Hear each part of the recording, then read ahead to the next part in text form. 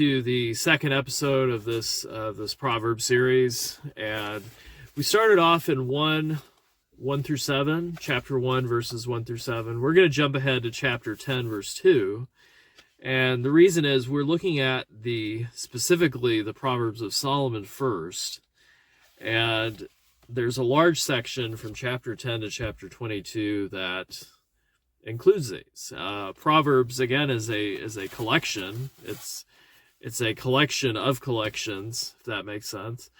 And Solomon wrote a lot of them, but he didn't write all of them. But we are going to be looking at those first because they contain a lot of the more well-known sayings, like kind of one or two liners that Proverbs is really known for. So beginning in 10:2, I'll be reading from the ESV version if you want to read along, or check out other versions to, again, get a better picture of what is going on here. Because, again, if you're reading it in English, obviously it's a translation, and there are different ways of translating the ancient Hebrew, and it's good to read multiple sources. All right, so 10:2. Treasures gained by wickedness do not profit, but righteousness delivers from death. As we'll see throughout Proverbs, frequently the author uses opposites in the same proverb. So in this case, we have two sets of opposites. We have wickedness and righteousness, and then we have treasures or rewards, and then we have death. So it's saying wickedness doesn't profit, but righteousness will save you from death. So that's it. It's very important to consider the relationship between both of these. At the very best, treasures or rewards or wealth or whatever gained by wickedness, in the end, it just results in a wash. And that's best case scenario. Worst case scenario, of course, is death, destruction of your life, everything around you. And again, hopefully that doesn't happen. And the author is trying to warn you about that kind of thing. The temptation is always there to get something for nothing. And again, treasures or rewards could be money, could also be, again, fame or some sort of popularity. So many examples of this. But if you're doing it in a deceitful way, in the very end, it's not going to be worth getting.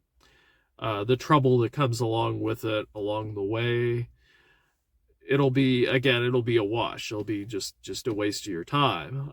Worst case scenario, it could really backfire and be disastrous.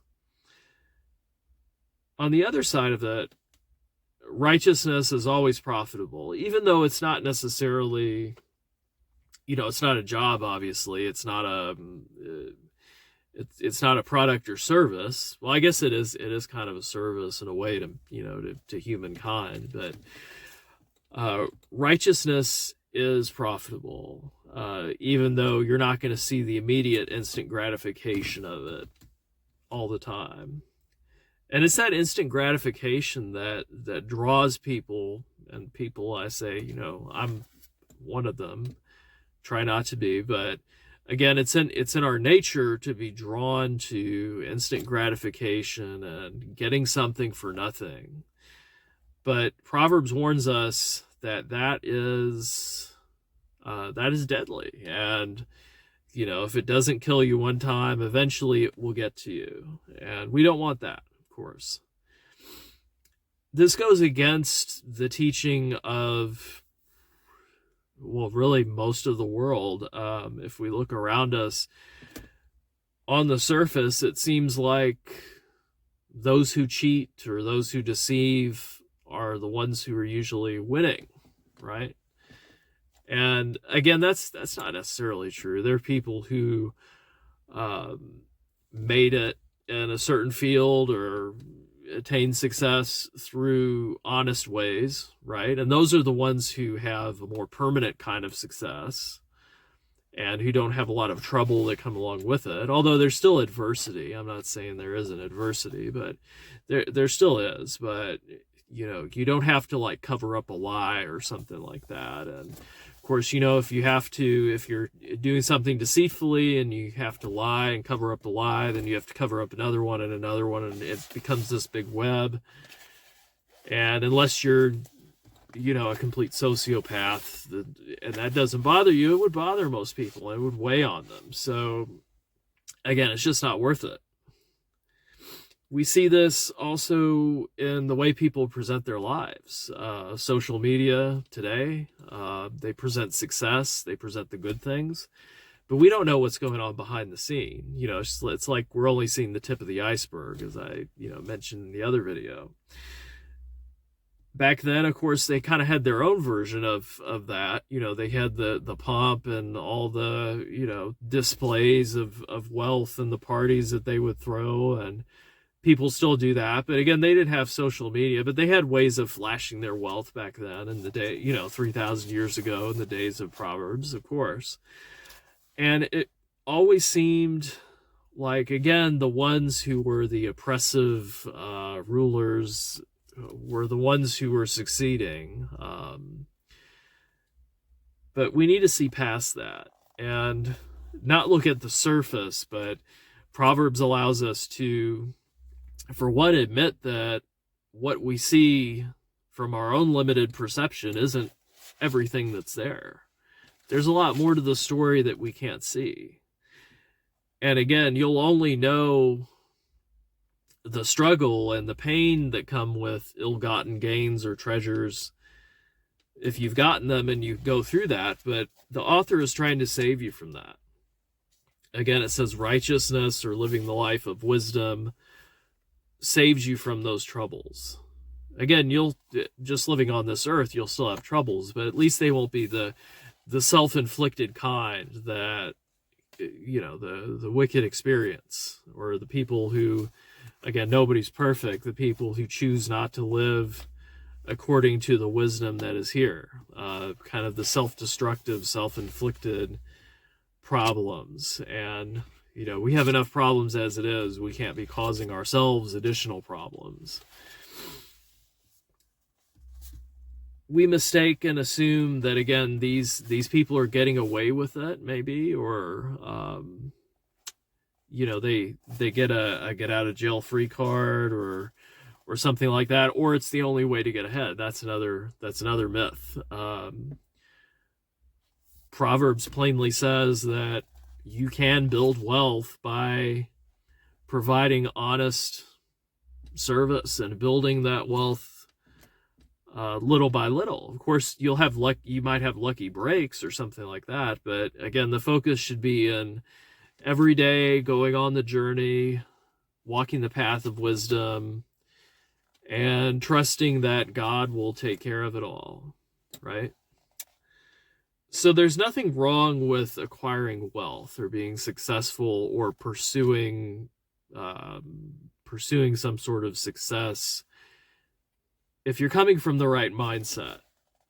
And that's really key. You're coming from the mindset of the priority is righteousness, living, and we'll go into that later, what exactly that means, but living a wise life, trying to serve, in this case, not trying to just get money from people without providing anything of value, but providing something of value that they would want to pay you for.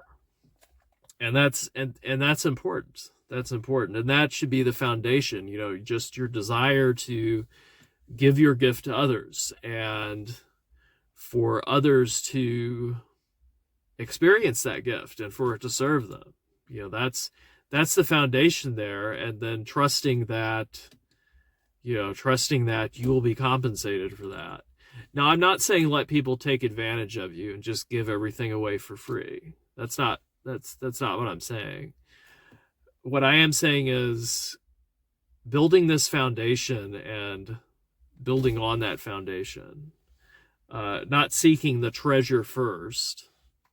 Of course, having a goal, I would like to make this much money, for example, or achieve this goal of being this this level of fitness, or this, you know, having this kind of house or something like that, or this kind of relationship. There's nothing wrong with that, but again, it's got to come from the right place. It's got to come from the right place, and trusting that God will give you what you need. That if you do your part and follow the way of wisdom, that you will get what you need. And remember, again, this is another reminder, because these aren't, we might be tempted to think that these are like cut and dry, and you know, this 100% of the time it always works out if you're following the path of wisdom and you always achieve your goals, or you know what. Again, these are guidelines. These are guidelines, and life is unpredictable, and what we can do from our own limited understanding is to seek wisdom and to try to live according to the wisdom that is here in Proverbs. And of course, that all comes back to, again, admitting our own limitations, limited understanding, and realizing that the source of wisdom is God, and it's out there. It's not, we're not the source. Our own ego isn't the source, and no matter how wise we become, there's always more room. There's always more to learn. And so just admitting that and pursuing wisdom as a lifestyle, a lifelong thing, a journey, that's what's really important. And we'll see this theme come up again and again. And again, there are a little bit of nuance with each of these, but in summary, one of the main themes of Proverbs is to pursue long-term success and results over short-term immediate gratification. And so we'll continue on after this in chapter 10, and probably be looking at verse 3 after this. So keep watching, and if you haven't seen the last video, we looked at Proverbs 1 through 7 as just kind of an introduction to these. See you next time.